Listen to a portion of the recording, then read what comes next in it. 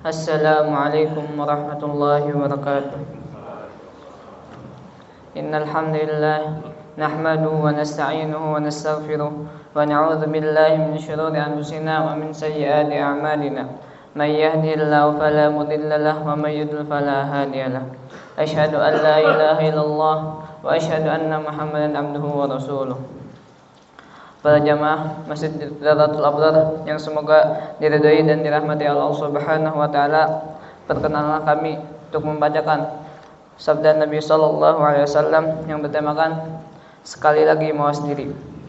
Dari Anas bin Malik radhiyallahu anhu bahwa Rasulullah sallallahu alaihi wasallam bersabda, "Al-kayyisu man dana nafsahu wa amila lima ba'dal mauti wal 'ajizu man atba'a nafsahu hawaha wa tamanna 'ala Allah." Yang artinya, orang yang cerdas adalah orang yang bermuhasabah, mawas diri dan beramal soleh untuk bekal setelah kematian.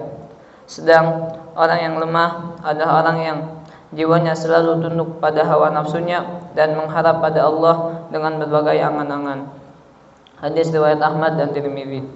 Isi kandungan hadis yang pertama, muhasabah secara sederhana bisa dipahami sama dengan mawas diri, yaitu seseorang yang bertanya kepada dirinya sendiri tentang perbuatan yang dia lakukan agar jiwanya menjadi tenang dan memastikan secara gamblang apakah perbuatan yang dilakukan dalam kehidupannya sesuai dengan perintah-perintah Allah Subhanahu wa taala atau tidak.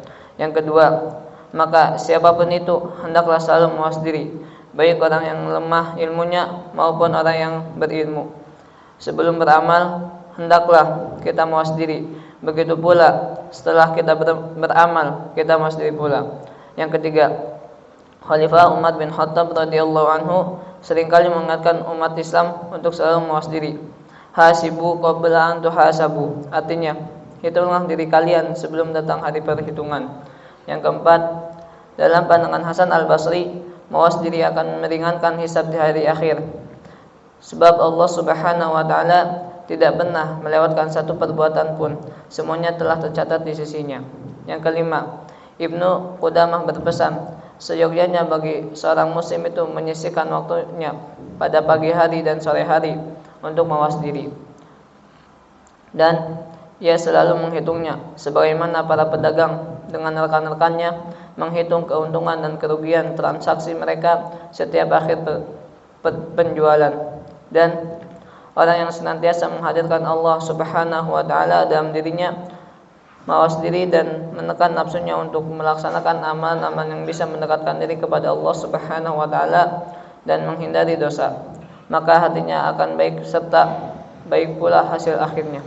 Yang keenam, penting sekali agar kita selalu mawas diri dan mengoreksi diri dengan melihat pada amalan yang telah kita lakukan, lalu mengoreksi kesalahan yang kita lakukan dan merubahnya dengan amalan-amalan soleh.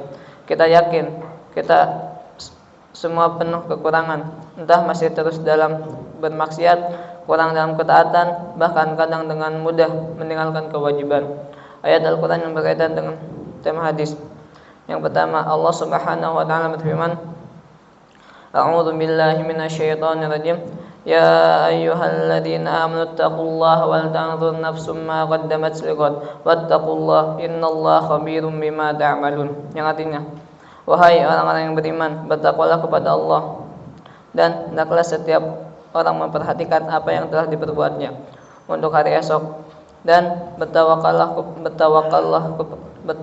kepada Allah.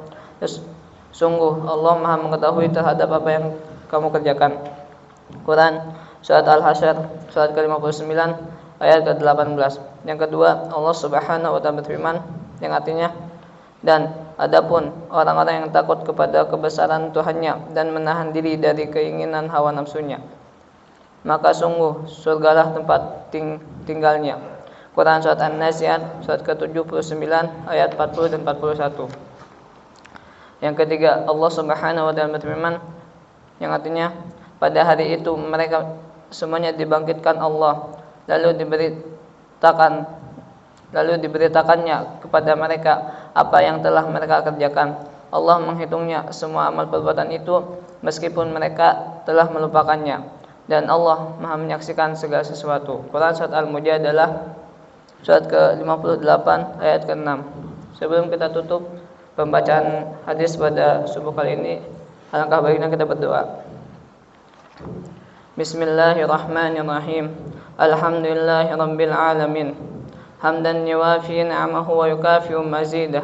Ya Rabbana lakal hamdu wa lakal syukru kama yanbaghi li jalali wajhikal karim wa 'azimi sultanik.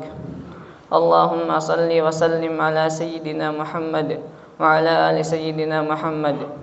Ya Allah yang Maha Besar dan Maha Kuasa, kami mohon kepada Engkau ya Allah untuk para musyrif, pemberi wakaf, orang tua asuh, donatur, pembina dan pengurus yayasan, pengurus ponpes, bapak, ibu jamaah salat subuh Masjid Darul Abrar dan umat muslimin dan muslimat. Diampuni dosa-dosanya, dosa besar, dosa kecil, disengaja ataupun tidak disengaja. Diberi hidayah agar dapat melaksanakan semua perintah-Mu dan meninggalkan semua larangan-Mu. Diberi kesehatan agar bisa istiqamah dalam melaksanakan ibadah baik yang wajib maupun yang sunnah. Diberi rezeki yang luas dan berkah agar mau berbagi kepada anak yatim dan duafa dan perjuangan Islam. Diberi kemampuan bisa bersabar jika menerima musibah dan pandai mensyukuri kenikmatan. Diberi keturunan yang qurrata a'yun, keturunan yang saleh dan salehah. Rabbana atina fid dunya hasanah wa fil akhirati hasanah wa qina adzabannar.